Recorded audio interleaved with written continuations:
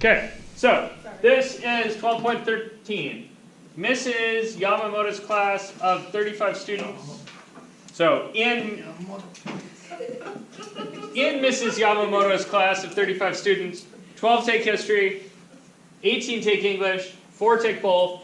I'm supposed to draw a Venn diagram and determine how many students are taking neither English nor history. And what was your standing question, Sammy? Who doesn't take English or history? Yeah. Like, do what? Weirdos. Okay. Whatever. Okay. Make a circle for Venn diagram. What is the big block here that I'm representing? In other words, what's my universal set? Population. 35. 35. Class. Yeah, that is Mrs. Yamamoto's class of 35 students. So, 35. Whole You class. have to put that? So, just in good keeping, I'm labeling things, right? I'm like, dude, whole class, 35 students. Okay, then, what bubbles should there be in my Venn diagram? One for history, one for English. One for history, one for English? Maybe. And how do you know they should overlap? Because there's 4 students. Because it's that a can go Venn. home. Because it says Venn diagram. One, That's 'cause it's what a Venn diagram. is. 2, because they both. told you that there are 4 students that take both. Those are right there. 4. Got it. 4. Those are the 4 students that are in both And you things. should label your 5. And then I should label my bubbles. So let me call this one the English bubble, and this one the history bubble. I don't know why history didn't get capitalized. Oh, English didn't get capitalized. English got inconsistently capitalized. I'd lose a point in English class for that. Okay, how many students are in the rest of the English bubble here? 14. Why? Because there's 18 in the whole circle, and there's already 18 4 of in them. the, there's already 18 4 of the in the 35 middle. take English. Okay, so the English bubble is 18 students, right? The whole thing? What's this stuff out here? 14. Stuff that aren't taking history. Yeah, that's 14 students who are in English, but not the 4 that are also taking history. You guys see that? Okay, over here, history, the history blob should be 12. 12 students total. How many of them are over here? 8. 8? Is 8 plus 4 12? Because 8 plus 4 is 12. Yes. So. Is 8 plus 4 12? You're worse than me yesterday. It's Halloween, right? Yeah. Like, I'm pretty sure. And then I got dressed up, and then I started walking. What did you just do? I dressed up as one of my students. I wore a dry suit and a PFD. One of my students is a kayaker. So I dressed up as a kayaker. But, you know, walking in with wearing a life jacket, I was a little bit like, it is Halloween, right? Who cares? Okay, anyway. So, I need to know how many students are outside of this. What is the outside of this student? 9. That's 9? Why is it 9? It's all the leftovers. Because what's in here People is that aren't taking anything. 22, 26 total? Yep, I think You guys so. see that? Why is it 26 total in here and not 30?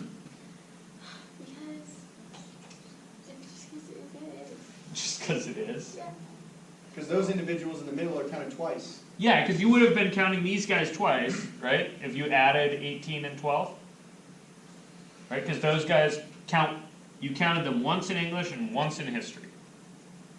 You guys see You that? only count them once. But you should only count them once. I feel like if I So- just saw that though, if someone just asked me, hey, there's 12 students in the class of 35, 8 and that are taking history, 18 that are taking it, 4 are taking both. First Yep. thing I would think is that's, like, this way it's phrased. Yeah, so what you're doing in your head is you're doing this. You're saying the number of things in English, Union, history, right? The number of students in English and history is the number of students in English and the number of students in history minus the ones I counted twice. And so what's the What's remaining? set theory label for the ones you counted twice?